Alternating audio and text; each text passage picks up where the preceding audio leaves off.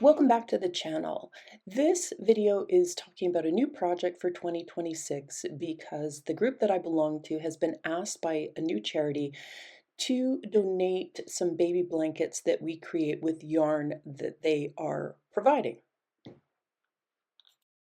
So this project started and was inspired by some of the donation hats I was testing out last year where I had used a wheat sheaf pattern to just create some interest on the hats. And if you are interested in this stitch, do check out Brand.re because she has some fabulous project ideas.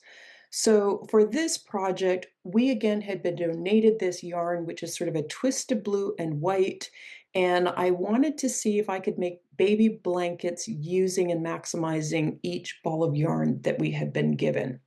So with the pattern inspired by Brianna Kay again, she used 8 rows of single crochet back loop only at the beginning of the blanket, and that allows you to build your edging as you go. And so I thought that was perfect because I didn't have to worry about whether or not I had enough yarn at the end. So I started with the edging, checked my gauge, and again, I was aiming for a blanket about 32 inches by 30 inches. And then her pattern has a 4-row repeat. So you start with a single row of puff stitches to again begin that wheat sheaf pattern. And as I worked across the row that I had created, I ended up with 58 puffs, again having 8 stitches on either end to continue the edging. And so you do 2 rows of those puffs in order to give you this wheat sheaf pattern.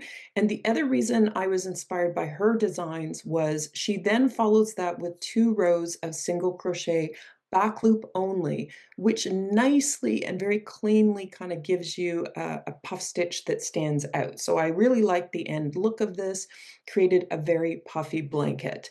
As I look to figure out how many rows, because I do maximizing one ball of yarn, I ended up with 21 of these wheat sheaf rows, and that ended up giving me a blanket that was only 28 inches by 32 inches. So just a heads up on maximizing, but I had the perfect amount of yarn left.